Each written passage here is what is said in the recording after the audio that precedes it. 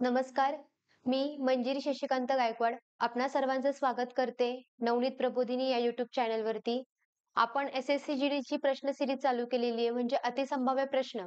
तुमचा एक प्रकारची रिव्हिजन व्हावी या दृष्टीने आपण एक सिरीज चालू केलेली आहे आणि आज हा आपल्या सिरीजचा तिसरा भाग आहे. ठीक आहे. वेळ वाया न घालवता आपण काय करूयात, सिरीजला सुरुवात करूयात. बघा आता पहिला प्रश्न काय आपला, एशियाटिक सोसायटी ऑफ बंगालची स्थापना कोणत्या वर्षी झाली? एशियाटिक सोसायटी ऑफ बंगाल इतिहासावरचा हा प्रश्न विचारलाय. ऑप्शन बघा, 1804, 1784, 1823 आणि 1796. तर एशियाटिक सोसायटी ऑफ बंगालची स्थापना कधी झाली रे? तर त्याची स्थापना 1784 मध्ये झालीय. बघा आता ह्या संस्थेबद्दल थोडीशी आपण माहिती बघूया. एशियाटिक सोसायटी ऑफ बंगाल स्थापना 15 जानेवारी 1784. संस्थापक विल्यम जोन्स. विल्यम्स जोन्स यांनी काय केली, या सोसायटीची स्थापना केली होती. मग ह्या सोसायटीची स्थापना कुठे केली होती? तर ठिकाण फोर्ट विल्यम, कोलकातामध्ये. ठीक आहे. उद्देश म्हणजे ह्या सोसायटी मागचा उद्देश काय होता, ह्याच्या स्थापनेमागचा उद्देश काय होता, तर प्राचीन काळातील इतिहास आणि संस्कृतीचा अभ्यास करणे. बघा, विल्यम जोन्स हे जरी ब्रिटिश असले तरी त्यांनी भारतामध्ये असलेल्या प्राचीन संस्कृती आणि त्याचा आपला प्राचीन काळातला इतिहास ह्या सगळ्यांचा अभ्यास करण्यासाठी त्यांनी बंगालमध्ये एशियाटिक सोसायटीची स्थापना केली होती, कलकत्ता या ठिकाणी. ठीक आहे. पुढचा प्रश्न बघा काय आता, new dimension of India's foreign policy या पुस्तकाचे लेखक खालीपैकी कोण आहेत? ठीक आहे. आपले जर तुम्ही जीडीचे जे पेपर सॉल्व्ह करत असाल तर तुम्ही बऱ्याच पेपरमध्ये बघितले असेल किंवा बऱ्याच परीक्षेमध्ये पाहिलं असेल किंवा PYQ जर तुम्ही घेतलं असेल तर त्याच्यामध्ये पाहिलं असेल की बरेच प्रश्न हे एखाद्या पुस्तकावरती, लेखकांवरती सुद्धा विचारले जातात. म्हणून त्याच्यावरती हा प्रश्न आपण घेतलाय. New dimensions of India's foreign policy या पुस्तकाचे लेखक कोण आहे आपल्याला विचारले, तर बघा ऑप्शन मध्ये काय काय, APJ अब्दुल कलाम, त्याच्यानंतर PV नरसिंहराव, अटल बिहारी वाजपेयी आणि शशी थरूर. मग या पुस्तकाचे लेखक कोण आहे? या पुस्तकाचे लेखक आहेत अटल बिहारी वाजपेयी. बघा आता त्यांच्याबद्दल आपण थोडीशी माहिती बघूयात. अटल बिहारी वाजपेयी यांचा जन्म 25 डिसेंबर हा दिवस सुशासन दिन म्हणून साजरा केला जातो. आता याच्यावरती तुम्हाला पुढचा असा वेगळाही प्रश्न विचारला जाऊ शकतो की सुशासन दिन हा कधी साजरा केला जातो? मग तो कधी साजरा केला जातो, तर 25 डिसेंबर या दिवशी साजरा केला जातो. पुढचा प्रश्न असाही विचारला जाऊ शकतो की सुशासन दिन हा कोणाच्या जन्मदिनी साजरा केला जातो? तो कोणाच्या जन्मदिवशी साजरा केला जातो, तर तो अटल बिहारी वाजपेयी यांच्या जन्मदिनी साजरा केला जातो. पुढे, new dimensions of India's foreign policy या पुस्तकाचे लेखक माजी पंतप्रधान अटल बिहारी वाजपेयी हे आहेत, आताच आपण पाहिलं. त्याच्यानंतर 16 ऑगस्ट 2018 मध्ये दिल्ली येथे त्यांचं काय झालेलं, निधन झालं. कधी? 2018, 16 ऑगस्ट 2018 ला त्यांचं निधन झालेलं आणि 25 डिसेंबरचा त्यांचा जन्म आहे. आणि त्यांचा जन्म आपण सुशासन दिन म्हणून साजरा करतो, हे विसरू नका. पुढे बघा काय आहे, 7 ऑगस्ट 1942, 7 ऑगस्ट 1942 रोजी भारतीय राष्ट्रीय काँग्रेसचे अधिवेशन मुंबईत गवालिया टँक येथे आयोजित केले होते. खालीलपैकी कोण या अधिवेशनाचे अध्यक्ष होते? बघा आता, हे जे मुंबईमध्ये अधिवेशन भरवलं होतं 7 ऑगस्ट 1942 चं, हे अधिवेशन कशासाठी केलं होतं रे? तर ब्रिटिशांना आपल्या भारतातून बाहेर जाण्यासाठी केलं होतं. बरोबर की नाही? चले जाओ आठवते तुम्हाला सगळ्यांना? भारत छोडो. बघा, भारत छोडो आंदोलन म्हणजेच काय रे? म्हणजे हेच भारत छोडो आंदोलनाची सुरुवात ही या ठिकाणी झाली होती. कुठे रे? तर गवालिया टँक, मुंबईमधील गवालिया टँक. कोणत्या मैदानावरती? तर ती झालेली आझाद मैदानावरती. ही झालेली आझाद मैदान. ह्या मैदानाला आपण क्रांती मैदान असं सुद्धा म्हणतो. क्रांती मैदान असं सुद्धा म्हणतो. आता पण पाहिलं म्हणजे क्रांतीसाठी हे मैदान प्रसिद्ध आहे. म्हणजे जे काही महत्त्वाच्या घडामोडी झाल्या, ज्या काही महत्त्वाच्या चळवळी झाल्या, ज्या काही महत्त्वाच्या सुरुवात झाली ज्या गोष्टींची, ती महत्त्वाची काही काही सुरुवात ही या मैदानावरून झाली, आझाद मैदानावरती. म्हणून त्या मैदानाला क्रांती मैदान असेही म्हणतात. आता जरी आपण पाहिलं आत्ताच्या ह्याच्यामध्ये वर्तमानामध्ये सुद्धा काही महत्त्वाच्या घडामोडी होणार असेल किंवा काही राजकीय घडामोडी होणार असतील, काही चळवळी, काही आंदोलने होणार असतील, तर मोस्ट ऑफ याच मैदानाची निवड करतात आणि याच मैदानावरून त्या गोष्टींची काय होते, सुरुवात होत असते. बघा आता पुढे काय दिलं आपल्याला, 8 ऑगस्ट 1942 रोजी मुंबईच्या गवालिया टँक मैदानावरती भरलेल्या राष्ट्रीय सभेच्या अधिवेशनात पंडित जवाहरलाल नेहरू, कोणी? पंडित जवाहरलाल नेहरू यांनी चले जावचा ठराव मांडला.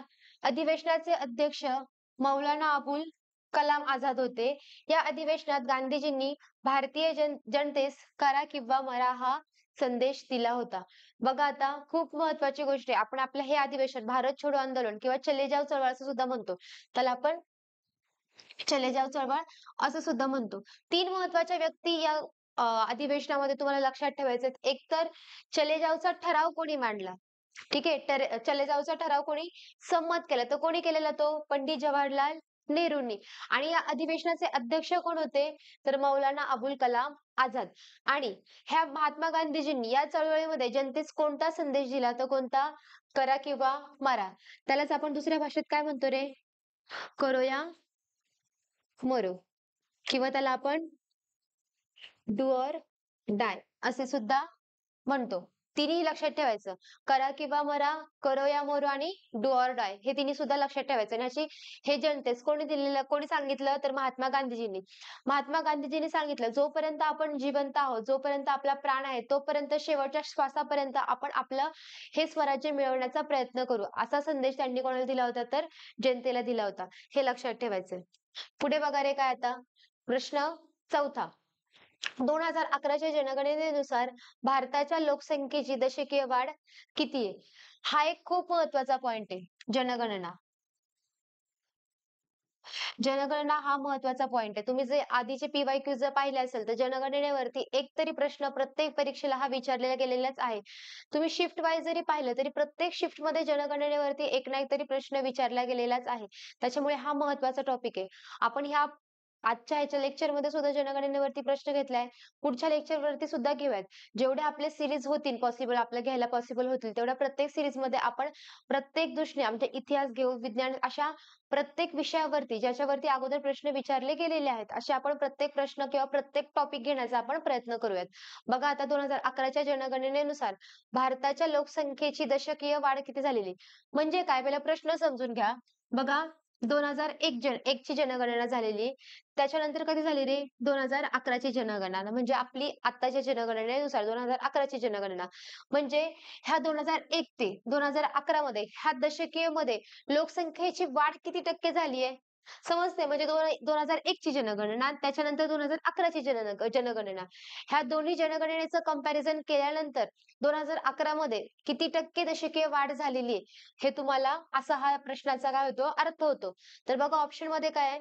14.56%, 17.72%, 10.23% आणि 21.32%. मग ह्याचं उत्तर काय रे? याचं उत्तर 17.72% असं आहे. म्हणजे 2011च्या जनगणनेनुसार भारताच्या लोकसंख्येची दशकीय वाढ किती झालेली? तर ती आपली 17.72% ही झालेली आहे. बघा आता भारताच्या लोकसंख्येबाबतीत थोड्याशा महत्त्वाच्या आपण बाबी पाहूयात. भारतीय लोकसंख्या 2011. बघा लोकसंख्या 121 कोटी आहे आपल्या भारताची. 2011च्या जनगणनेनुसार आपल्या भारताची लोकसंख्या किती आहे? तर ती किती? 121 कोटी. त्याच्यानंतर स्त्री-पुरुष तुलना. ठीक आहे. स्त्री-पुरुषचे प्रमाण म्हणजे स्त्रियांच्या मान किंवा पुरुषांच्या मानामध्ये स्त्रियांचं प्रमाण किती आहे? जेवढे म्हणजे बघा 1000 पुरुष घेतले आपण. 1000 पुरुषांमागे स्त्रिया किती आहेत? म्हणजेच काय असतं रे स्त्री-पुरुष प्रमाण. मग भारतामध्ये 1000 पुरुषांच्या मागे एकूण स्त्रिया किती येतात? तर किती? 943 स्त्रिया येतात. हे झालं आपलं स्त्री-पुरुष प्रमाण. म्हणजे किती आहेत? 943. बाललिंग गुणोत्तर म्हणजे काय रे? सेम त्याचप्रमाणे. बाललिंग गुणोत्तर म्हणजे काय? 0 ते 6 वयोगटामध्ये बाललिंग गुणोत्तर काय केलं जातं? मोजलं जातं. मग 0 ते 6 वयोगटामध्ये सेम 1000 पुरुषांमागे 1000 पुरुषांमागे स्त्रियांचं प्रमाण किती आहे? म्हणजे लहान मुलांमागे मुलींचं प्रमाण किती आहे? हे मोजलं जातं. तर ते किती आहे बाललिंग गुणोत्तर? 919. तर बघा लोकसंख्येची घनता 382. लोकसंख्येची घनता म्हणजे काय रे? मी तुम्हाला ह्याच्या आधीच्या लेक्चरमध्ये सांगितलं होतं, की लोकसंख्येची घनता म्हणजे काय? की 1000 चौरस किलोमीटर अंतर्गत त्या भागामध्ये जेवढे लोक राहतात त्यांची संख्या किती आहे? तर ती किती आहे घनता म्हणजे 382 आहे.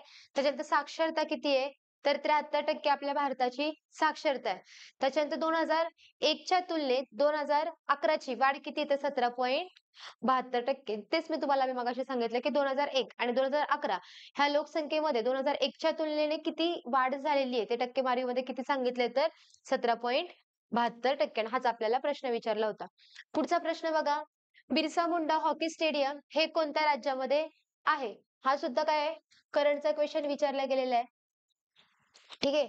बघा आता बिरसा मुंडा हॉकी स्टेडियम विचारलं तर बिरसा मुंडा हॉकी स्टेडियम कुठे आहे? झारखंड, गुजरात, पश्चिम बंगाल आणि ओडिसा. तर बिरसा मुंडा हे हॉकी स्टेडियम कुठे येतं रे? तर ते येतं ओडिसा या राज्यामध्ये. तर बघा त्याच्याबद्दलची थोडीशी आपण माहिती पाहूयात. ओडिसामधील रूरकेला येथे जगातील सर्वात मोठे हॉकी स्टेडियम आहे.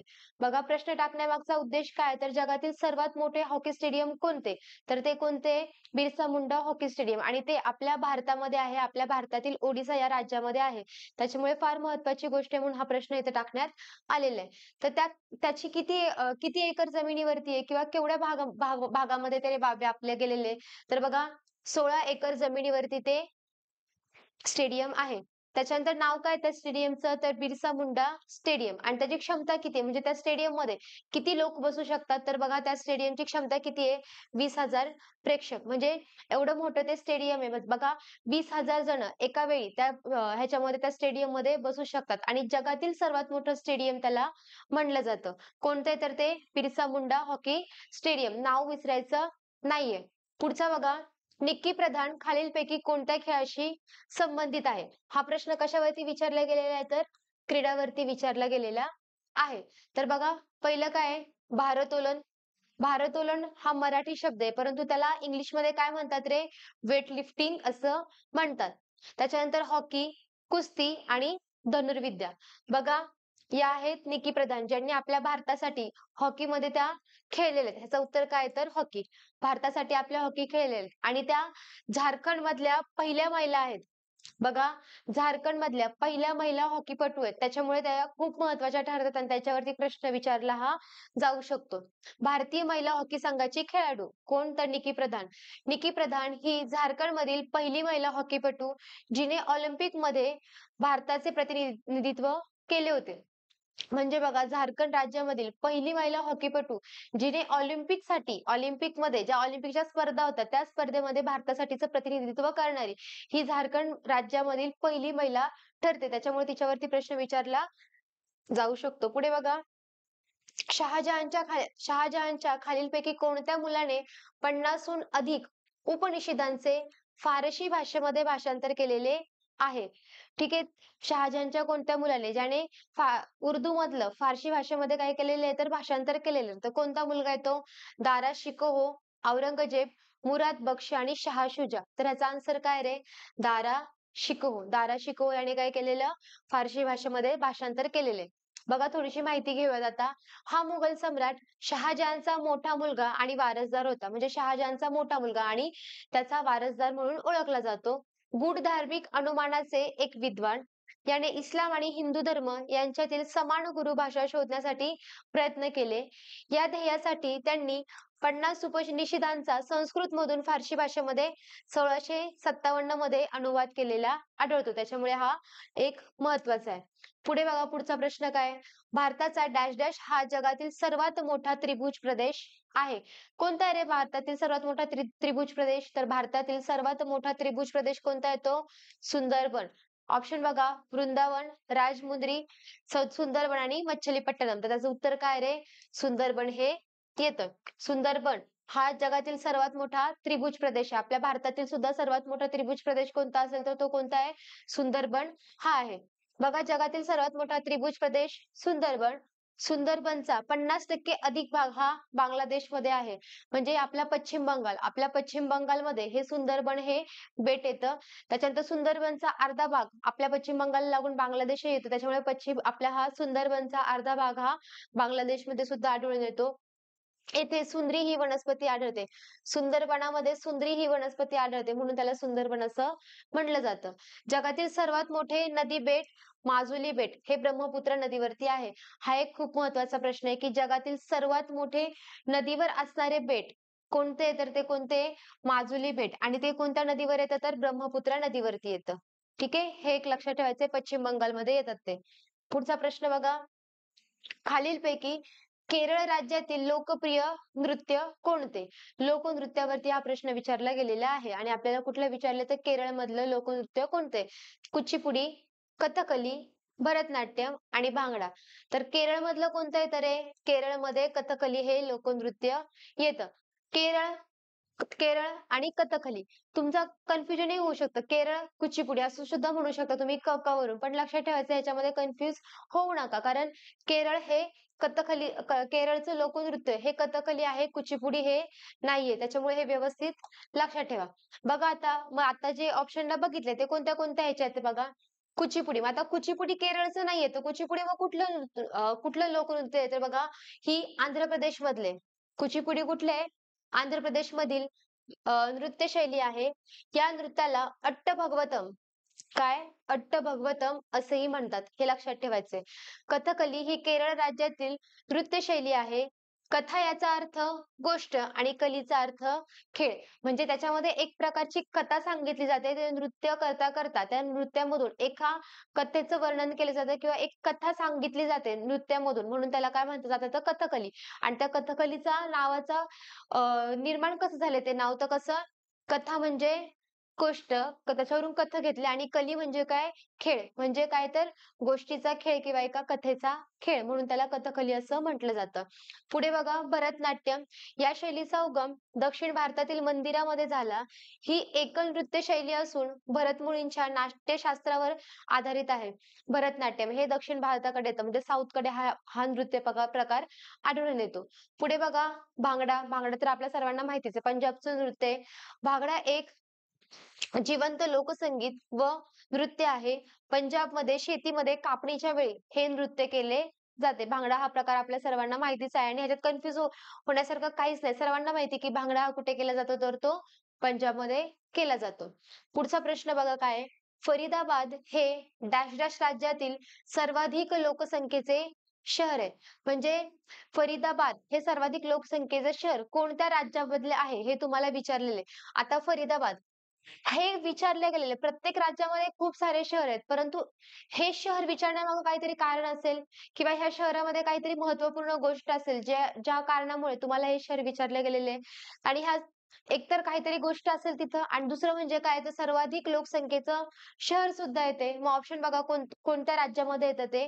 दिल्ली, उत्तर प्रदेश, हरियाणा आणि झारखंड. तर फरीदाबाद हे शहर कुठे येतं? तर ते हरियाणा या राज्यामध्ये येतं. बघा आता, फरीदाबाद हे हरियाणा राज्यातील सर्वाधिक लोकसंख्येचे शहर आहे. ते आत्ताच आपण पाहिलं. हे दिल्लीच्या दक्षिणेस 25 किलोमीटर असून वाहतूक सुविधेने जोडले गेलेले आहे. म्हणजे दिल्लीपासून जवळ आहे. फरीदाबाद हे उपग्रह शहर म्हणजे सॅटेलाइट टाउन. आपल्या भारतामध्ये काही उपग्रह शहर आहेत. त्यांपैकीच असणारे एक हे शहर कोणते आहे? तर ते फरीदाबाद आहे. त्याच्यामुळे हे खूप महत्त्वाचं शहर ठरतं. आणि त्याची दुसरी गोष्ट म्हणजे काय? तर त्या राज्यामधलं लोकसंख्येने म्हणजे त्या राज्यामधील सर्वात जास्त लोकसंख्या असणारं शहर सुद्धा फरीदाबाद आहे. आणि दुसरी गोष्ट म्हणजे काय? तर ते उपग्रह शहर म्हणून ओळखलं जातं. म्हणजे सॅटेलाइट टाउन आहे ते एक. ठीक आहे. पुढे बघा, स्टॅच्यू ऑफ प्रॉस्पेरिटी कुठे कुठे स्थापित करण्यात आला आहे? आता हे काय विचारले गेलेले की पुतळे. आता जर तुम्ही पाहिलं तर आपल्या भारतामध्ये बऱ्याच ठिकाणी खूप लोकांचे काय केलेले पुतळे उभारले गेलेत. जसे की आता हा स्टॅच्यू ऑफ प्रॉस्पेरिटी आहे, स्टॅच्यू ऑफ नॉलेज आहे, statue of unity, statue of equality, त्याच्यानंतर statue of justice, statue of knowledge यांसारखे बरेचसे जे काय स्टॅच्यू आपल्या भारतामध्ये उभारले गेलेले आहेत आणि ते खूप महत्त्वपूर्ण लोकांचे आणि महत्त्वपूर्ण आहेत. त्याच्यामुळे अभ्यासाच्या दृष्टीने किंवा परीक्षेच्या दृष्टीने ते फार महत्त्वाचे ठरतात. तुम्हाला यांच्यावरती अभ्यास करताना ते स्टॅच्यू कोणाचे आहेत, एकतर कोणाचे आहेत हे लक्षात ठेवायचं. बघा काय काय लक्षात ठेवायचंय तुम्हाला. हे स्टॅच्यू कोणाचे येतात, म्हणजे हा पुतळा कोणाचा असतो हे करायचं. त्याच्यानंतर त्याची उंची करायची तुम्हाला. त्याच्यानंतर त्याचा कुठे आढळतो तो, कोणत्या शहरामध्ये किंवा कोणत्या राज्यामध्ये, आणि त्याच्यानंतर त्याचा निर्माता कोणी किंवा त्याची रचना कोणी केलेली आहे, हा एक महत्त्वाचा पाठ ठरतो. निर्माता जरी तुमच्या लक्षात नाही आला, तरी तो प्रॉस्पेरिटी हा कोणाचा आहे, त्याची उंची किती आणि तो कोठे प्रस्थापित आहे, हे जरी लक्षात ठेवलं तरी खूप झालं. बघा आता, स्टॅच्यू ऑफ प्रॉस्पेरिटी कुठे आहे रे? तर statue of prosperity Bangalore, Rajasthan, Surat आणि गुजरात. तर स्टॅच्यू ऑफ प्रॉस्पेरिटी कुठे आहे? स्टॅच्यू ऑफ प्रॉस्पेरिटी हा बँगलोरमध्ये. तुम्ही ही व्यक्ती पाहू शकता. हाच पुतळा स्टॅच्यू ऑफ प्रॉस्पेरिटी म्हणून ओळखला जातो. हा पुतळा कोणाचा आहे रे? तर बघा, बँगलोरचे संस्थापक म्हणतात. बँगलोरचे संस्थापक कॅम्पे गोंडा. बँगलोरचे संस्थापक नाथप्रभू कॅम्पे गोंडा. त्यांचं नाव आहे नाथप्रभू नाथप्रभू कॅम्पेगोंडा यांचा हा पुतळा आहे. हे होते ते नाथप्रभू कॅम्पेगोंडा ज्यांनी बंगालची स्थापना केली, बँगलोरची स्थापना केली. बँगलोरचे संस्थापक म्हणून ते ओळखले जातात आणि बँगलोरचे संस्थापक प्रभू कॅम्पेगोंडा यांचा पुतळा स्टॅच्यू ऑफ प्रॉस्पेरिटी म्हणून ओळखला जातो. हे लक्षात ठेवायचंय. बघा आता पुढे काय आहे. पंतप्रधान नरेंद्र मोदी यांच्या हस्ते बँगलोरमध्ये नाथप्रभू कॅम्पेगोंडा यांच्या 108 फूट उंचीच्या कांस्य पुतळ्याचे अनावरण करण्यात आले होते. तर या पुतळ्याचे अनावरण कोणी केले होते? तर स्टॅच्यू ऑफ प्रॉस्पेरिटीचे अनावरण कोणाच्या हस्ते करण्यात आलं होतं? ते कोणाच्या? माननीय पंतप्रधान नरेंद्र मोदी यांच्या हस्ते करण्यात आलं होतं. पुढे बघा, पंतप्रधानांनी यावेळी पुतळ्याला पुष्पांजली अर्पण करून तसेच पुतळ्यावरती पवित्र जलाचे सिंचन करून आदरांजली वाहिली. यावेळी त्यांनी या भागामध्ये वृक्षारोपणही केलं होतं. म्हणजे त्यांनी त्या पुतळ्याचे अनावरण करण्याबरोबरच त्या ठिकाणी त्यांनी वृक्षारोपण, त्याच्यानंतर स्वच्छता अभियान सुद्धा केलं होतं. कोणी? तर नरेंद्र मोदी यांनी. पुढचा प्रश्न बघा काय आहे. खालीलपैकी कोणत्या चालुक्य राजाने सम्राट वर्धनचे आक्रमण यशस्वीरित्या परतून लावले होते? तर बघा इतिहासावरचा प्रश्न आहे हा. पहिला ऑप्शन पुलकेशी पहिला, दुसरा पुलकेशी दुसरा, तिसरा ऑप्शन विक्रमादित्य पहिला आणि चौथा ऑप्शन काय रे? कीर्तिवर्मन पहिला. तर हर्षवर्धनचे आक्रमण कोणी परतवून लावले होते? तर पुलकेशी दुसरा याने काय केलं तर हर्षवर्धनचे आक्रमण परतून लावले होते. बघा आता, दुसरा पुलकेशी हा चालुक्य घराण्यातील सर्वात पराक्रमी आणि बलशाली राजा होता. म्हणूनच त्याच्यावरती प्रश्न विचारला गेलेला आहे. तो एक त्या घराण्यातला कोणता? चालुक्य घराण्यातला एक पराक्रमी राजा होता, म्हणून त्याच्यावरती प्रश्न विचारला गेलेला आहे. उत्तर भारतातील प्रभावशाली व सामर्थ्यवान राजा हर्षवर्धन याचे आक्रमण झाले होते. परंतु याच युद्धात हर्षवर्धनचा पराभव करून दुसऱ्या पुलकेशीने आपले श्रेष्ठत्व सिद्ध केले होते. मग हे युद्ध कोणामध्ये झालं होतं? तर दुसऱ्या पुलकेशी आणि हर्षवर्धन. हर्षवर्धनने स्वारी केली होती, परंतु दुसऱ्या पुलकेशीने हर्षवर्धनचा काय केला होता? पराभव केला होता. बघा आता पुढचा प्रश्न काय आहे. एजी तुम्हाला ह्याचे सिम्बॉल विचारला गेलाय की एजी हे कशाचे प्रतीक आहे? विज्ञानावरचा प्रश्न आहे. असे तुम्हाला विचारले जातात, त्याचं काय तुम्हाला सिम्बॉल सांग. एकतर तुम्हाला धातू दिला जातो, त्याचा सिम्बॉल विचारतात किंवा सिम्बॉल दिला जातो, तो सिम्बॉल कशाचा आहे हे विचारतात. आता तुम्हाला काय दिलं इथं? सिम्बॉल दिलेला आहे. एजी हे कशाचे प्रतीक आहे किंवा कशाचा सिम्बॉल आहे? बघा एजी चांदी, अर्गॉन, त्याच्यानंतर अस्टेटिन आणि सोने. तर एजी कशाचे रे? एजी आहे चांदीचं. ठीक आहे. आता ऑप्शनला बघा काय आहे. चांदी, अर्गॉन, अस्टेटिन आणि सोने. हे ऑप्शन असे देण्यामागे काही ना काहीतरी त्याचा हे असेल. तर ऑप्शन बघा कशामुळे दिलेले तर बघा, चांदीची संज्ञा काय आहे? एजी. अर्गॉनची संज्ञा काय आहे? एआर आणि अस्टेटाइनची संज्ञा काय रे? एटी आणि सोन्याची संज्ञा काय आहे? एयू. बघा प्रत्येकाची चांदी एजी, एआर, एटी आणि एयू. तुम्ही पाहिलं तर ते एक प्रकारचे सिमिलरच आहे बघा. फक्त फरक आहे आर, जी, आर, टी आणि यू. त्याच्यामुळे तुम्हाला ऑप्शन मध्ये असं फसवलं जाऊ शकतं. आता इथे तुम्हाला संज्ञा दिलती आणि ती कशाची संज्ञा आहे हे विचारलं. पुढच्या परीक्षेमध्ये किंवा पुढच्या प्रश्नामध्ये तुम्हाला असंही विचारलं जाऊ शकतं. सपोज तुम्हाला दिलं जाऊ शकतं की सोन्याची संज्ञा काय? सोने याची संज्ञा काय किंवा त्याचा सिम्बॉल काय? आणि तुम्हाला ऑप्शनला असं एयू, एटी, एआर आणि एजी असं दिलं तर तुमचं कन्फ्युजन होणारच ना. म्हणून तुमचं परीक्षेला कन्फ्युजन होऊ नये म्हणून आज हा आपण प्रश्न घेतलेला आहे. मग सोन्याची संज्ञा काय रे? एयू. त्याच्यानंतर अस्टेटाईन नावातच आहे बघा, अस्टेटाईन एटी हा टी घेतलाय म्हणून ए आणि टी. त्याच्यानंतर अर्गॉन एआर नावातच आहे, अर्गॉन आर पण येतो त्याच्यामध्ये म्हणून एआर घेतलेलं आहे. आणि चांदी आणि सोन्यामध्ये तुमचं कन्फ्युजन होऊ शकतं. तर चांदी लक्षात ठेवायचं, चांदी एजी आणि सोने एयू असं ह्यामध्ये कन्फ्युज होऊ नका. बघा आता पुढचा प्रश्न काय आहे? खालीलपैकी कोणते बंदर अरबी समुद्राची राणी म्हणून प्रसिद्ध आहे? हा बंदरांवरचा प्रश्न विचारला गेलेला आहे आणि हा महत्वाचा प्रश्न आहे. याच्या आधी सुद्धा बऱ्याच परीक्षेमध्ये हा प्रश्न विचारला गेलेला आहे. त्याच्यामुळे हा एक PYQ आहे. त्याच्यामुळे हा एक इम्पॉर्टंट सुद्धा ठरतो. त्याच्यामुळे व्यवस्थित बघा. बघा आता प्रश्न काय आहे? त्याचं ऑप्शन्स काय दिले तुम्हाला? चेन्नई बंदर, पारादीप बंदर, तुतीकोरीन बंदर आणि कोची बंदर. तर बघा, कोची बंदराला काय बोलतात तर अरबी समुद्राची राणी. कोची बंदर हे अरबी समुद्राची राणी म्हणून प्रसिद्ध आहे. ह्याच्यात कन्फ्युजन तुमचं होऊ शकतं. बघा आता कोची बंदराबद्दलची थोडीशी आपण माहिती बघूयात. अरबी समुद्राची राणी कोची बंदर हे केरळ राज्यामध्ये येतं. राज्य सुद्धा लक्षात ठेवा. अरबी समुद्राची राणी म्हणून प्रसिद्ध असणारं कोची बंदर हे कोणत्या राज्यातील आहे? असा सुद्धा तुम्हाला प्रश्न विचारला जाऊ शकतो. तर कोची बंदर हे कोणत्या राज्यामध्ये येतं? तर ते केरळ राज्यामध्ये येतं. स्थापना कधी झाली या बंदराची? 29 एप्रिल 1972 ला स्थापना झालेली आहे. सेवा ह्या बंदरातून कोणत्या कोणत्या सेवा पुरवल्या जातात? तर त्या बंदरातून जहाज बांधणी आणि जहाज दुरुस्ती. जहाज बांधणीचं आणि जहाज दुरुस्तीचं काम हे या बंदरावरती केलं जातं. कोणत्या? तर ह्या कोची बंदरावरती केलं जातं. बघा, चेन्नई बंदर, तुतीकोरीन बंदर हे तामिळनाडू मधले आहेत. आता जे ऑप्शनला आपण पाहिलं चेन्नई बंदर आणि तुतीकोरीन बंदर हे कोणत्या राज्यामध्ये येतं? तर ते तामिळनाडूमध्ये येतं. त्याच्यानंतर पॅरादीप बंदर हे ओडिसा मधले आणि कांडला बंदर हे गुजरात मधले. त्याच्यामुळे व्यवस्थित करा. तुमचा बंदरांमध्ये तुमचं कन्फ्युजन होऊ शकतं आणि बंदर देऊन जर तुम्हाला राज्य विचारलं तर त्याच्यामध्ये अजून तुमचं कन्फ्युजन होऊ शकतं. मग कोची बंदर केरळ, चेन्नई आणि तुतीकोरीन तामिळनाडू, पॅरादीप ओडिसा आणि कांडला गुजरात. तुमचं कांडला आणि कोचीमध्ये कन्फ्युजन होऊ शकतं. सेम सेम ह्याच्या नाव क, क आलं त्याच्यामुळे त्याच्यामध्ये कन्फ्युजन होऊ शकतं. ते त्याचा व्यवस्थित अभ्यास करा. पुढचा प्रश्न बघा काय दिलाय. 1983 च्या क्रिकेट विश्वचषक स्पर्धेसाठी भारताचा कर्णधार कोण होता? आता हा कशावरती विचारलाय रे? 1983. तुम्हाला 1983. ठीक आहे. काय झालतं रे ह्याच्यावरती प्रश्न विचारले म्हणजे काय? हा एक वर्ल्ड कप ह्या वर्षी काय झालता? वर्ल्ड कप झालता आणि हा वर्ल्ड कप आपल्या भारताने जिंकला होता. भारत काय होता? तर विजेता संघ होता.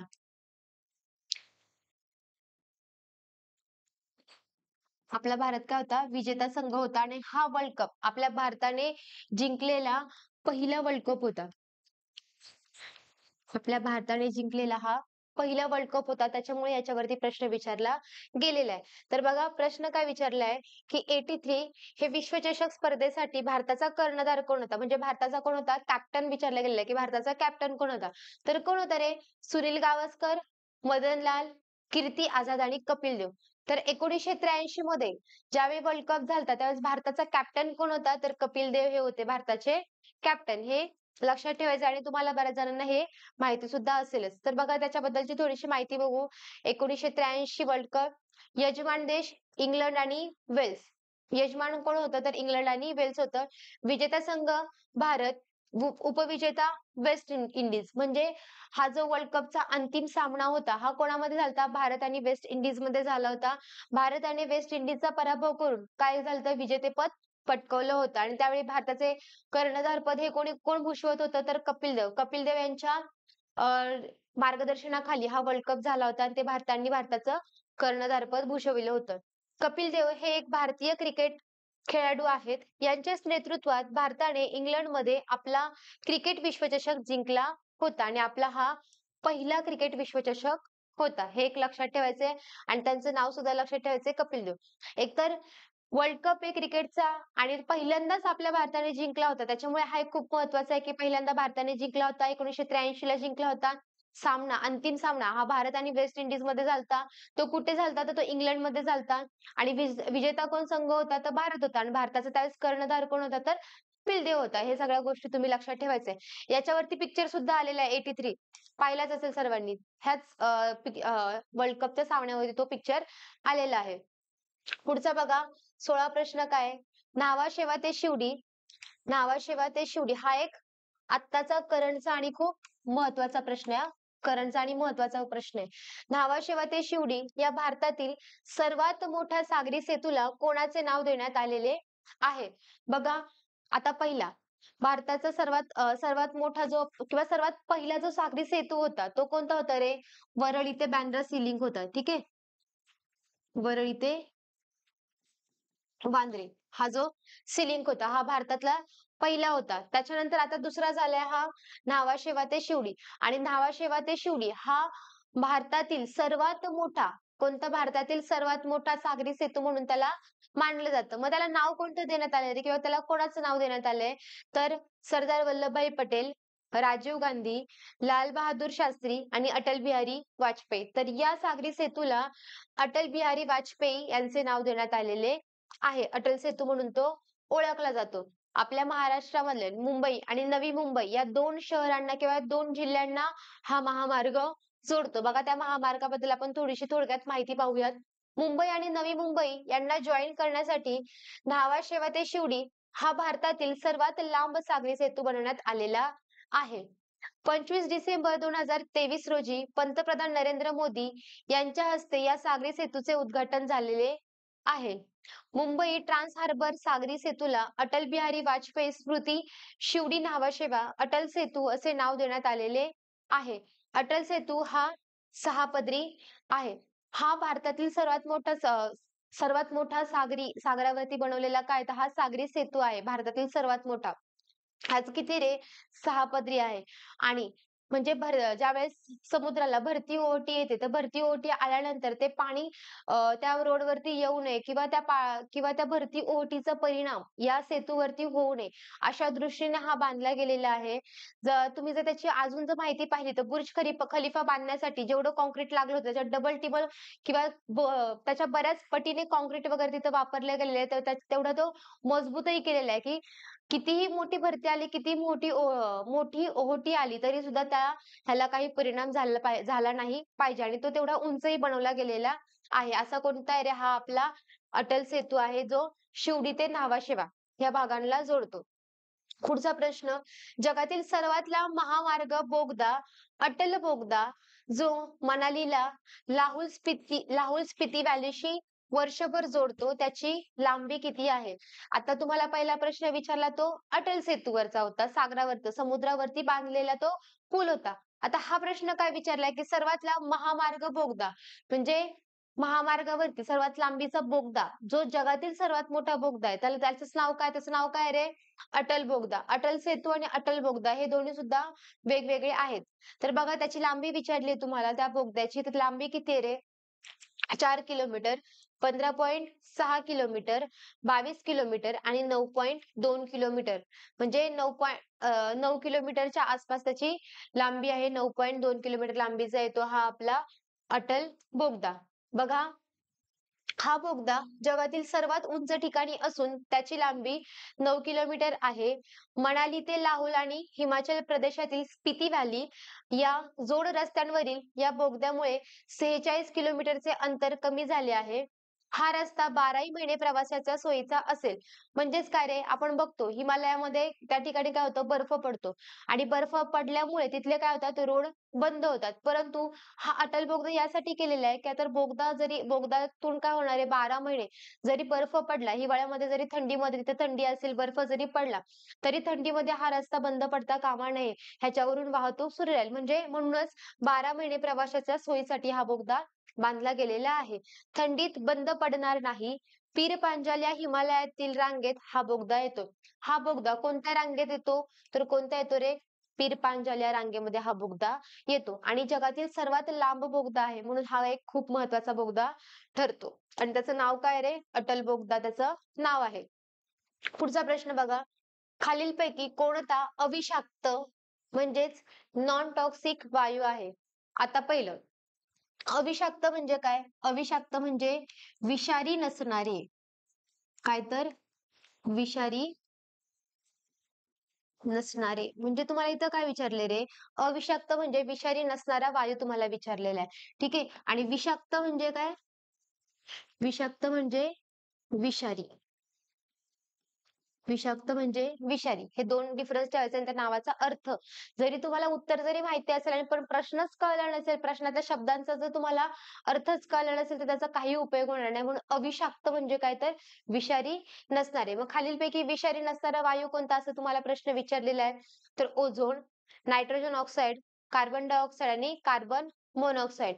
तर इथं विषारी नसणारा कोणता आहे रे?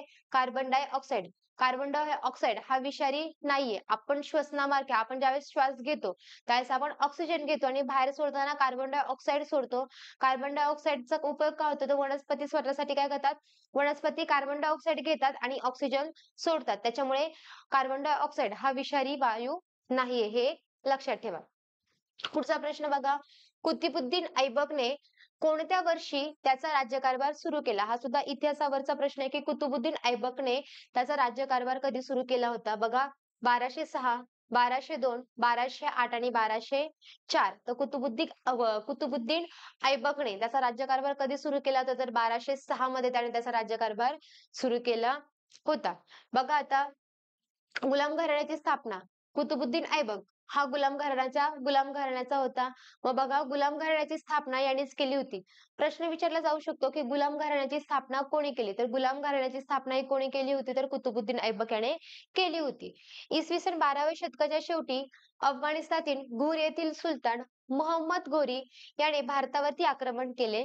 भारतातील जिंकून घेतलेल्या प्रदेशाचा कारभार कुतुबुद्दीन ऐबककडे सोपवला. 1206 मध्ये ऐबकने भारताच्या स्वतंत्रपणे कारभार पाहण्यास सुरू केले. त्याच्या काळात दिल्ली येथे कुतुब मिनारच्या कामास सुरुवात झाली होती.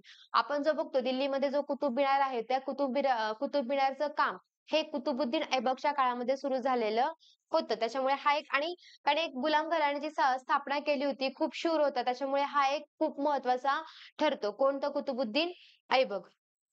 तुम्हाला संस्थापक वरती प्रश्न विचारले जातात. तुम्हाला लास्ट टाइमच सांगितलं होतं की घराणे करा आणि त्या घराण्याचे संस्थापकही करा. त्या संस्थापकांवरती प्रश्न विचारला जातो. पुढचा प्रश्न बघा काय आहे? जेव्हा आपण दुर्बल प्रतीचा ध्वनी मोठ्या ध्वनीत बदलतो, तेव्हा ध्वनीचा किंवा ध्वनीची डॅश डॅश डॅश आपण वाढवतो. म्हणजे ध्वनीचे आपण काय वाढवतो? हा प्रश्न फिजिक्स वरती विचारला गेलेला आहे. तर बघा ध्वनीचा आपण वेग वाढवतो, त्याच्यानंतर वारंवारता वाढवतो, विपुलता वाढवतो की तरंग लांबी वाढवतो. तर बघा दुर्बल प्रतीचा ध्वनी मोठ्या ध्वनीमध्ये बदलतो तेव्हा आपण ध्वनीचा काय वाढवतो रे? तर ध्वनीची विपुलता आपण वाढवतो. बघा आता तरंग लांबी म्हणजे लगतच्या दोन संपीडनातील किंवा दोन विरालनातील अंतरास तरंग लांबी असे म्हणतात. आयात कमी जास्त झाला तरी वारंवारता ही कायम राहते हे एक लक्षात ठेवा. ध्वनीची उच्चता किंवा सौम्यता त्याच्या अँप्लिट्यूडलाच मराठीमध्ये काय म्हणतात रे? विपुलता म्हणतात. त्याच्यामुळे हे लक्षात ठेवा. अँप्लिट्यूड म्हणजेच विपुलतेवरती अवलंबून असते. आणि आयामाचे एकक काय आहे? तर केएम पर मीटर क्यूब. केएम पर मीटर क्यूब हे आहे. आणि विपुलता ही ए या अक्षराने दाखवतात.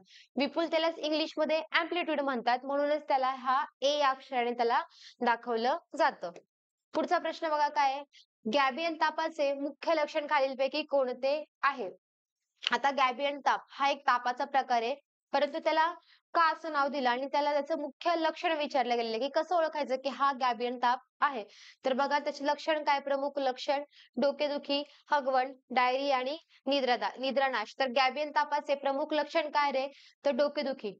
हा ताप आल्यानंतर काय होतं? खूप मोठ्या प्रमाणात किंवा खूप जास्त प्रमाणामध्ये डोकं दुखतं, की सहनशक्तीच्या बाहेरही डोकं दुखलं जातं आणि असं खूप जास्त प्रमाणामध्ये डोकं दुखलं आणि जर ताप असेल तर तो कोणत्या प्रकारचा ताप असतो? तर तो एक गॅबियन ताप असतो. त्याला गॅबियन ताप असे म्हणतात. मग गॅबियन तापाचं एकच लक्षण आहे का रे? तर नाही, ते एक डोकेदुखी हे प्रमुख लक्षण आहे. परंतु त्याचे अजूनही काही लक्षण आहे ते आपण पाहूयात आता. बघा पहिलं त्याचं गॅबियन ताप म्हणजे काय बघू. गॅबियन तापाचे अनेक लक्षणे असले तरी महत्वाचे लक्षण म्हणजे डोकेदुखी. आताच आपण पाहिलं. गॅबियन ताप मेजर सिम्प्टम म्हणजे गॅबियन तापाचे मेजर सिम्प्टम्स कोणते कोणते? तर ताप येणे. ताप आहे म्हटलं ताप तर येणारच आहे. प्लिहामध्ये सूज येणे. त्याच्यानंतर श्वासोच्छवासाची गती वाढवणे म्हणजे आपला जो श्वास घेतो ना आपण घेतो सोडतो तर तो श्वास घेण्या सोडण्यामध्ये काय होतं मोठा आपण खूप जास्त वेळा घेतो किंवा त्याची श्वास घेण्यासाठी वाढते गती श्वासाची काय होते गती वाढते. त्याच्यानंतर बुसेइक गॅबियन परजीवीच्या रक्तातील प्रवेशामुळे गॅबियन ताप होतो. कशामुळे रे? तर ब्रुसेइक गॅबियन या परजीवीच्या आपल्या शरीरामध्ये जर आलं तर त्याच्यामुळे आपल्याला गॅबियन ताप हा येतो. आणि तो 4 ते 5 दिवस पुन्हा पुन्हा फिरून फिरून येत राहतो. 4 ते 5 दिवस तो पुन्हा सारखा सारखा आपल्याला येत राहतो. आणि या गॅबियन तापाचे प्रमुख लक्षण कोणतं आहे? तर ते कोणते आहे? डोकेदुखी हे आहे हे लक्षात ठेवा. बघा आता पुढे काय रे? पुढचा प्रश्न भारताची पहिली पंचवार्षिक योजना केव्हापासून सुरू झाली? आता हा प्रश्न पंचवार्षिक योजनेवरती हा प्रश्न आपल्या इतिहासामध्ये सुद्धा आपण बघू शकतो किंवा इकॉनॉमिक्स मध्ये सुद्धा बघू शकतो किंवा आपल्या ह्याच्यामध्ये पॉलिटीमध्ये सुद्धा हा मोडू शकतो हा प्रश्न. पहिला ऑप्शन काय? 15 ऑगस्ट 1947, 26 जानेवारी 1950, 1 एप्रिल 1951 आणि 1 मे 1950. तर पहिली पंचवार्षिक योजना कधी चालू झाली? तर 1 एप्रिल 1951 पासून 51, 52, 53, 54, 55, 56 म्हणजे 1951 ते 1956 या काळामध्ये ही पहिली पंचवार्षिक योजना झाली होती. तर मग बघा आता पंचवार्षिक योजना कशी चालली, तर बघा पहिला आपल्या भारतामध्ये होता नियोजन आयोग. ठीक आहे. नियोजन आयोग होता. त्या नियोजन आयोगाचे अध्यक्ष कोण होते रे? तर नियोजन आयोगाचे अध्यक्ष हे पंतप्रधान असायचे आणि त्या काळामध्ये पंतप्रधान कोण होते? तर पंतप्रधान होते पंडित जवाहरलाल नेहरू. मग ही जी नियोजन आयोगाची संकल्पना आहे, ही पण कोणाची होती? पंडित जवाहरलाल नेहरूंची. पहिली ज्यावेळेस पंचवार्षिक योजना आली, त्या काळामध्ये सुद्धा भारताचे पंतप्रधान कोण होते? तर पंतप्रधान पंडित जवाहरलाल नेहरू हे होते. तर बघा पहिल्या पंचवार्षिक योजनेमध्ये बऱ्याचशा गोष्टी झाल्या होत्या. बघा आपल्या ह्याच्यामध्ये दामोदर नदी खोरं, ठीक आहे. जे दामोदर नदी खोरं आहे, ते दामोदर नदी खोरं झालं होतं. त्याच्यानंतर अजून सिंद्री हा खत काढताना सिंद्री झारखंडमधलं जे सिंद्री आहे, त्या सिंद्रीमधला काय झालता हा खत कारखाना झाला होता. त्याच्यानंतर अजून सुद्धा त्याच्यानंतर रेल्वे डब्यांचं किंवा रेल्वे इंजिन बांधण्याचं पेरांबूर वगैरे हे काय झालं पेरांबूर हे रेल्वेचे डब्बे बांधण्याचं कोणतं? तर पेरांबूर हे काय झालं तर रेल्वे डबे बांधण्यासाठीचा हा कारखाना होता. ठीक आहे. असे बरेच अजून गोष्टी घडल्या होत्या. ह्या गोष्टी कशामध्ये झाल्या तर पहिल्या पंचवार्षिक योजनेच्या काळामध्ये झाल्या होत्या आणि ह्या होत्या आपल्या पंचवार्षिक योजना. त्याच्यानंतर बघा पंचवार्षिक योजना त्याच्यानंतर म्हणजे नियोजन आयोग होता आणि त्याच्यानंतर पंचवार्षिक योजना. नंतर ज्यावेळेस 2014 साली पंतप्रधान नरेंद्र मोदी हे ज्यावेळेस पंतप्रधान म्हणून आले त्यांचं ज्यावेळेस सत्ता आली त्याच्यानंतर काय केलं रे त्यांनी नियोजन आयोग बंद केला आणि नियोजन आयोगाच्या जागी त्यांनी कोणता आयोग आणलेला रे? त्यांनी आणलाय नीती आयोग. जो सुद्धा आपल्या भारतामध्ये अजूनही नीती आयोग आहे का? तर अजूनही सत्ता ही नरेंद्र मोदी यांचीच आहे. ते अजून आपले काय तर पंतप्रधान आहे. मग नीती आयोग काय रे? नीती आयोगाचे पदसिद्ध अध्यक्ष हे कोण असतात? तर पंतप्रधान. मग पंतप्रधान हे काय असतात? नीती आयोगाचे पदसिद्ध अध्यक्ष असतात आणि आताचे अध्यक्ष कोण आहेत? तर ते आहेत नरेंद्र मोदी. हे लक्षात ठेवायचंय की नियोजन आयोग होता. नियोजन आयोगाची संकल्पना पंडित जवाहरलाल नेहरूंची होती. त्याच्यानंतर नियोजन आयोगाची जागा ही कोणी घेतली तर आता नीती आयोगाने घेतली. दोन्हीमध्ये कॉमन एकच आहे की दोन्हीचा अध्यक्ष हे पदसिद्ध अध्यक्ष पंतप्रधान होते. नियोजन आयोगाचे अध्यक्ष पंडित जवाहरलाल नेहरू आणि नीती आयोगाचे अध्यक्ष कोण होते तर नीती आयोगाचे अध्यक्ष पंतप्रधान नरेंद्र मोदी आणि नीती आयोगाच्याच धर्तीवरती महाराष्ट्रामध्ये एक आयोग चालू केलेला आहे. तर तो कोणता रे? मित्र आयोग. महाराष्ट्रामध्ये मित्र आयोगाची स्थापना झालेली आहे. सेम जसं नीती आयोग भारतासाठी काम करतं, त्याचप्रमाणे मित्र आयोग हा महाराष्ट्रासाठी काम करणार, महाराष्ट्राच्या राज्यासाठी काम करणार. जसं नीती आयोगाचे अध्यक्ष हे पदसिद्ध अध्यक्ष पंतप्रधान असतात, त्याचप्रमाणे मित्र आयोगाचे पदसिद्ध अध्यक्ष हे माननीय मुख्यमंत्री असतात.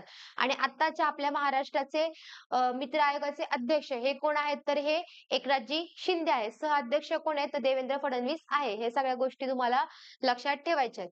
बघा आता पुढचा प्रश्न काय आहे? खालीलपैकी कोणता मासा गोड्या पाण्याच्या मत्स्य शेतीमध्ये महत्वाचा आहे? हा मत्स्य शेतीवरचा प्रश्न विचारला आहे की गोड्या पाण्यातील मासा कोणता आहे? बघा बांगडा, झिंगा, बोंबील आणि कोळंबी. तर कोळंबी हा काय गोड्या पाण्यातील मत्स्य शेतीचा प्रकार आहे किंवा मत्स्य शेतीमध्ये हा मासा आढळतो. बघा आता पुढच्या ह्याच्याबद्दल थोडीशी माहिती घेऊयात की गोड्या पाण्यातील मासे कोणते कोणते मासे गोड्या पाण्यामध्ये येतात? कटला, रोहू, मृगळ, झिंगा आणि चंदेरी हे सगळे काय आहेत रे?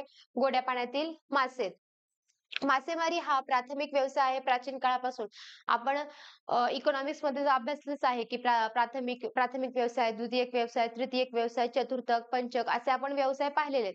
तर मासेमारी हा काय रे? हा प्राथमिक व्यवसाय आहे. आणि हा आत्ताचाच प्राथमिक व्यवसाय नाहीये, तर प्राचीन काळापासून हा व्यवसाय आलेला आहे आणि तो प्राचीन काळापासून हा व्यवसाय प्राथमिक व्यवसाय म्हणून लोक करत आलेले आहेत. भारत जगातील 3ऱ्या क्रमांकाचा सर्वात मोठा मत्स्य उत्पादक देश आहे. हे खूप महत्वाचं पॉइंट आहे, खूप महत्वाचं वाक्य आहे की भारत जगातील 3ऱ्या क्रमांकाचा सर्वात मोठा मत्स्य उत्पादक देश आहे. भारताअंतर्गत मत्स्य उत्पादनाचा वाटा हा सागरी उत्पादनापेक्षा अधिक आहे. त्याच्यानंतर भारतामध्ये सर्वात जास्त मत्स्य उत्पादन कोणत्या राज्यामध्ये केलं जातं? तर पहिलं एक आंध्र प्रदेश, दुसऱ्या क्रमांकाचं पश्चिम बंगाल आणि 3ऱ्या क्रमांकाचं गुजरात. म्हणजे आंध्र प्रदेश या राज्यामध्ये सर्वात जास्त काय केलं जातं? तर मत्स्य उत्पादन केलं जातं किंवा मत्स्य व्यवसाय केला जातो. दुसरा पश्चिम बंगाल आणि तिसरा गुजरात. हे एक लक्षात ठेवायचं. पुढे बघा 24वा क्वेश्चन काय आहे? नुकतेच प्रकाशित झालेले व्हाय भारत मॅटर्स हा एक करंटचा क्वेश्चन आहे. ठीक आहे. करंट बेसचा क्वेश्चन आहे आणि नुकताच हे पुस्तक प्रकाशित झालेलं आहे. नुकत्याच ह्याच्यामध्ये पाहिलं तर नुकतंच हे पुस्तक प्रकाशित झालेले आहे. कोणतं पुस्तक? तर व्हाय भारत मॅटर्स. या पुस्तकाचे लेखक कोण आहेत? तर बघा अमित शहा, निर्मला सीतारामन, एस जयशंकर आणि राजनाथ सिंग. तर व्हाय भारत मॅटर्स या पुस्तकाचे लेखक कोण आहेत? तर ते आहेत एस जयशंकर. आपल्या भारताचे कोण आहेत ते? परराष्ट्र मंत्री आहेत. भारताचे परराष्ट्र मंत्री कोण आहेत असा प्रश्न विचारला जाऊ शकतो. भारताचे परराष्ट्र मंत्री कोण आहेत रे? एस जयशंकर हे आहेत. बघा आता एस जयशंकर यांच्याबद्दल माहिती बघूयात. एस जयशंकर किंवा सुब्रमण्यम जयशंकर असं सुद्धा आहे. त्यांचं नाव सुब्रमण्यम आहे, परंतु सुब्रमण्यमवरून आपण एस घेतो. काही काही मुलांना हे माहिती नाही. सगळ्यांना भारताचे परराष्ट्र मंत्री कोण असं आलं की एस जयशंकर करतात. परंतु एस स्टँड फॉर काय हे कोणाला माहिती नाही. तर त्याच्या जागी तुम्हाला एस वरून कोणतेही ऑप्शनला जर विचारलं की भारताचे परराष्ट्र मंत्री कोण, तर एस वरून तुम्हाला 4ही ऑप्शन दिले जातील आणि प्रत्येकाच्या नावापुढे तुम्हाला हे जयशंकर दिलं जाईल. मग तुमचं कन्फ्युजन होईल. त्याच्यामुळे लक्षात ठेवायचं की एस जयशंकर यांचं नाव काय रे? तर सुब्रमण्यम जयशंकर हे त्यांचं नाव आहे. बघा आता त्यांचा जन्म कधी झालेला? 9 जानेवारी 1955 चा त्यांचा जन्म आहे. हे एक भारतीय मुत्सद्दी आहेत, जे 31 मे 2019 पासून भारत सरकारचे परराष्ट्र व्यवहार मंत्री म्हणून कार्यरत आहे. 2019 पासून. ते भारतीय जनता पक्षाचे सदस्य आहेत. बीजेपी आता जर भारताचं सत्ता कोणाची असेल तर बीजेपीची सत्ता आहे आणि ते भारतीय जनता पक्षाचे एक सदस्य आहेत आणि राज्यसभेचे खासदार सुद्धा ते आहेत. जयशंकर हे 5 जुलै 2019 पासून गुजरातचे प्रतिनिधित्व सुद्धा करतात. त्यांनी यापूर्वी जानेवारी 2015 ते जानेवारी 2018 पर्यंत परराष्ट्र सचिव म्हणून देखील काम केलेले आहे. त्याच्यामुळे हे महत्वाचे एस जयशंकर, सुब्रमण्यम जयशंकर. आता पुढचा प्रश्न बघा. इस्रायल आणि पॅलेस्टाईन मधून आपल्या नागरिकांना परत आणण्यासाठी भारताने सुरू केलेल्या ऑपरेशनचे नाव काय आहे? बघा आता बऱ्याच ठिकाणी आपल्या भारताने वेगवेगळे ऑपरेशन्स राबवलेले आहेत. तर त्याच्यावरती ऑपरेशन आपलं हे म्हणजे इस्रायल आणि पॅलेस्टाईनचं युद्ध चालू होतं आणि त्याच्यामध्ये आपले बरेच भारतीय विद्यार्थी किंवा भारतीय लोक आपले अडकले होते आणि ते भारतीय लोक पुन्हा आपल्या भारतामध्ये आणण्यासाठी आपल्या भारताने काय केलं होतं? एक ऑपरेशन राबवलं गेलं होतं, एक मिशन राबवलं गेलं होतं. तर त्या ऑपरेशनचं नाव काय? असा तुम्हाला प्रश्न विचारला गेलेला आहे. ऑपरेशन अजय, ऑपरेशन अभय, ऑपरेशन अटल आणि ऑपरेशन अरुण. तर या ऑपरेशनचं नाव काय? तर ऑपरेशन अजय हे काय आहे? तर त्याचं नाव आहे. इस्रायल मधून काय अडकलेले जे आपले इस्रायल पॅलेस्टाईनच्या युद्धामध्ये जे भारतीय अडकले होते त्यांना पुन्हा भारतात आणण्यासाठी हे राबवलं गेलेलं होतं. त्याच्यानंतर पुढचं बघा. आता ऑपरेशन अजय हे 2023च्या इस्रायल हमास युद्धादरम्यान भारतीय नागरिकांना इस्रायलमधून बाहेर काढण्यासाठी भारतीय सशस्त्र दलाकडून सुरू केलेले हे एक ऑपरेशन आहे. कोणतं रे? ऑपरेशन अजय 2023. युद्ध सुद्धा लक्षात ठेवायचं. इस्रायल आणि हमास तुम्हाला ऑपरेशन दिले जातील वेगवेगळे आणि ते ऑपरेशन कशासाठी राबवले गेलेले ते तुम्हाला विचारलं जाऊ शकतं. त्याच्यामुळे ते व्यवस्थित लक्षात ठेवा.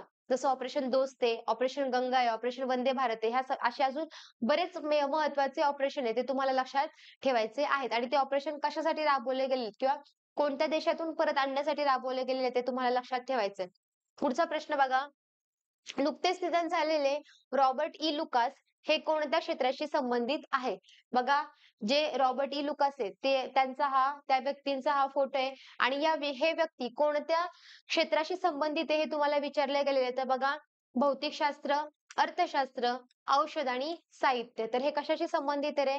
तर अर्थशास्त्र. हे जे पाहिलेत रॉबर्ट ई लुकास हे कोण आहे रे? तर अमेरिकेचे हे एक अमेरिकी अर्थशास्त्रज्ञ आहेत.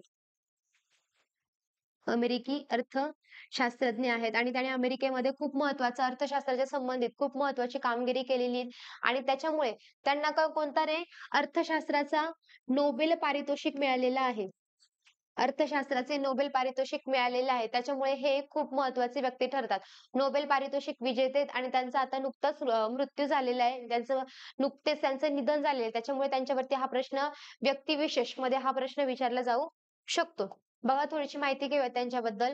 रॉबर्ट इमर्सन लुकास ज्युनियर हे ज्युनियर शिकागो विद्यापीठातील अमेरिकन शास्त्रज्ञ होते आणि 1995 मधील अर्थशास्त्रातील नोबेल पारितोषिक त्यांना मिळाले. ते एक अमेरिकेतील अर्थशास्त्रज्ञ होते आणि 1995 साली त्यांना त्यांच्या अर्थशास्त्रातील कामगिरीबद्दल नोबेल पारितोषिक मिळालेलं आहे आणि ते कधी मिळाले तर 1995 मधलं नोबेल पारितोषिक त्यांना मिळालेलं आहे. पुढे बघा, मल्लखांब प्रशिक्षक उदय देशपांडे यांना कोणता पुरस्कार जाहीर करण्यात आलेला आहे? हे आहेत ते उदय देशपांडे ज्यांना पद्मश्री पुरस्कार दिलेलेच आहे बघा. कोणता? भारतरत्न, पद्मश्री, पद्मविभूषण आणि पद्मभूषण. व कोणता रे?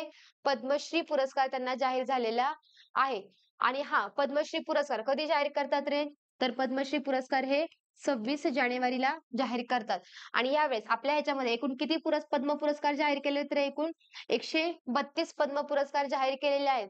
त्यातलेच पद्मश्री पुरस्कार तर त्यातलेच हे उदय देशपांडे हे काय तर एक पद्मश्री पुरस्कार विजेते व्यक्ती आहे. आणि त्यांनी काय मलखांब या मलखांबचे ते एक प्रशिक्षक आहे. त्यांनी अनेक लोकांना गोरगरीब त्याच्यानंतर अपंग लोकांना सुद्धा त्यांनी मलखांब शिकवलेला आहे. त्याच्यामुळे त्यांचं कार्य खूप महत्त्वाचं ठरतं आणि त्यामुळे त्यांना काय केलेलं आहे तर पद्मश्री पुरस्कार देण्यात आलेला आहे. बघा त्यांच्याबद्दल थोडीशी माहिती घेऊयात आपण.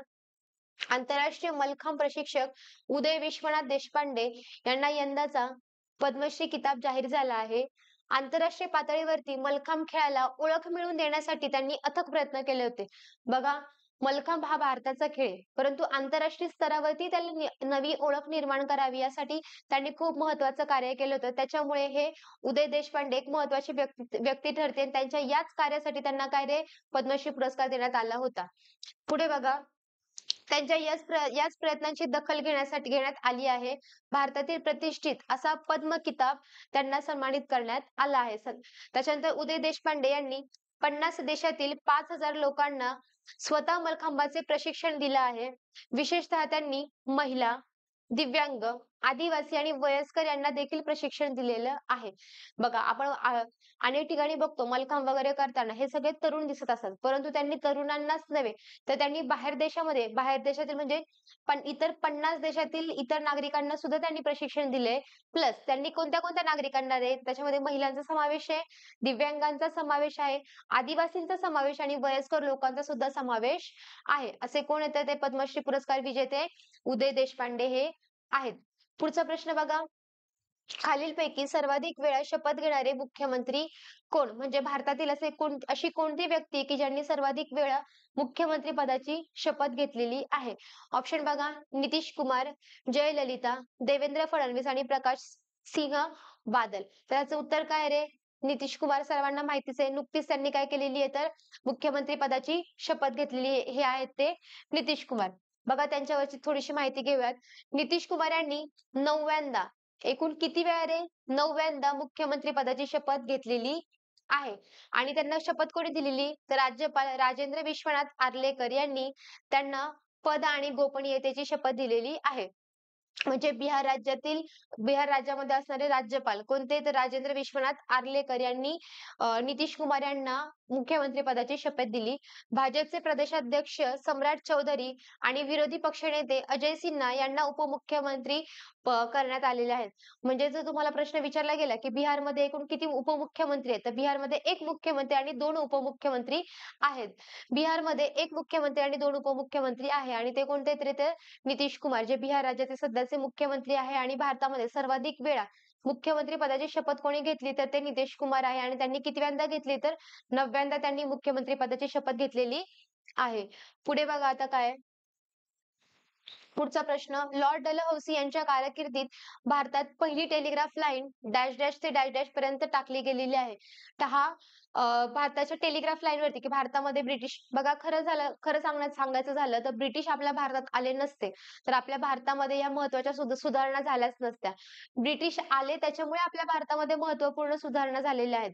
मग ह्याच्यामध्ये लॉर्ड डलहौसी हे एक महत्त्वपूर्ण व्यक्ती आहेत. लॉर्ड डलहौसीच्या काळामध्ये खूप महत्त्वाच्या घडामोडी किंवा खूप महत्त्वाच्या सुधारणा आपल्या भारतामध्ये झालेल्या आहेत. त्यातलीच एक काय तर टेलिग्राफ लाईन ती कोणत्या 2 भागामध्ये टाकली गेली होती? कलकत्ता ते दिल्ली, कलकत्ता ते आग्रा, मद्रास ते दिल्ली आणि कलकत्ता ते मद्रास. तर कुठे रे? कलकत्ता ते आग्रा. कलकत्ता ते आग्रामध्ये काय केलं तर टेलिग्राफची लाईन टाकली गेलेली होती. बघा आता तसेच यांच्या डलहौसींच्या काळामध्ये काय रे, टपाल सेवा सुद्धा सुरू झाल्या होत्या. आपल्या भारतामध्ये टपाल सेवा सुरू झाल्या. त्याच्यानंतर आपल्या भारतामधली पहिली रेल्वे ही सुद्धा सुरू झाली होती. त्याच्यानंतर आपल्या ह्याच्यामध्ये अ, ज्या काही आपल्या UPSC, MPSC अशा ज्या एक्झाम्स आहेत त्या स्पर्धा परीक्षांची सुरुवात किंवा त्या ICSची एक्झाम, ICS असायची त्यावेळेस. ICSची एक्झाम भारतीयांनी दिल्यास. ही सुरुवात सुद्धा कोणाच्या काळामध्ये झाली होती, तर लॉर्ड डलहौसी यांच्या काळामध्येच झाली होती. तारायंत्र दुसरं अजून एक तारायंत्र हे सुद्धा कोणाच्या काळामध्ये सुरू झालं होतं, तर लॉर्ड डलहौसी यांच्या काळामध्ये ते सुरू झालेलं होतं. आता पुढचा प्रश्न बघा. गुप्त घराण्याचा संस्थापक कोण आहे? मगाशी सांगितलं की घराणे करायचे महत्त्वाचे घराणे आणि त्या घराण्याचा संस्थापक कोण आहे? त्यांचे संस्थापक सुद्धा करायचे. मग गुप्त घराण्याचा संस्थापक कोण आहे? श्रीगुप्त, पहिला चंद्रगुप्त, चंद्रगुप्त मौर्य आणि जयसिंग. मग गुप्त घराण्याचा संस्थापक कोण आहे रे? तर गुप्त घराण्याचा संस्थापक श्रीगुप्त हे आहेत. ठीक आहे. बघा आता पुढे काय. मग गुप्त घराण्याचे संस्थापक कोण आहे? श्रीगुप्त. मग वेगवेगळे आपण आता ह्याच्या आधी सुद्धा घराणे पाहिले. तुम्हाला अभ्यासताना व्यवस्थित इतिहासावरती अभ्यास करायचा आहे आणि त्यातलं पण प्राचीन आणि मध्ययुगीन भारताचा इतिहास असा तुम्हाला इतिहास करायचा आहे. आणि त्या इतिहासावरती तुम्हाला हे जे घराणे आहेत, वेगवेगळे वाकाटक घराणे झाले, गुप्त घराणे झाले, गुलाम घराणे झाले, बरेचसे घराणे आहेत. ते घराणे तुम्हाला करायचे आहेत. त्या घराण्याचे संस्थापक करायचे. त्यानंतर त्या घराण्यामध्ये महत्त्वाचं कामगिरी बजावणारे जे काही राजे होऊन गेलेले, ते राजे सुद्धा तुम्हाला करायचे आहेत. आणि आपल्या ह्या टेस्ट आपण जी ही प्रश्न सीरीज चालू केलेली, प्रश्नसंच जो चालू केलेला आहे, त्याच्यामध्ये तुम्हाला करंट बेसचं विज्ञानावरचे प्रश्न, त्याच्यानंतर इतिहासाचे प्रश्न या म्हणजे जे प्रश्न SSCच्या एक्झाममध्ये विचारले जातात, त्या प्रश्नांवरती किंवा त्या सब्जेक्टला वरती भर देऊन इथे आपली सीरीज ही चालू केलेली आहे. बघा, आजचं हे आपलं लेक्चर आजचं संपलेलं आहे. आपण 30-30 प्रश्नांची सीरीज चालू केलेली आहे. आजचं हे आपलं लेक्चर संपलेलं आहे. तर बघा, तुम्हाला नेहमीच सांगते आणि आजही सांगते, की व्हिडिओज हे तुमच्या मित्र-मैत्रिणींना शेअर करा.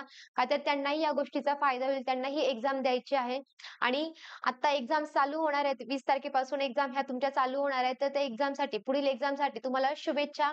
व्यवस्थित अभ्यास करा. परीक्षेला बसल्यानंतर डोकं शांत ठेवा आणि व्यवस्थितरित्या तुमची परीक्षा ही द्या. व्हिडिओ जर तुम्हाला आवडत असतील आणि तुम्हाला जर आमच्याकडून असंच काही नवनवीन वेगवेगळ्या गोष्टी जर हव्या असतील, तर नक्की लाईक करा आणि कमेंट्समध्येही सांगा व्हिडिओ तुम्हाला कसा वाटतोय आणि कसा नाही ते. धन्यवाद.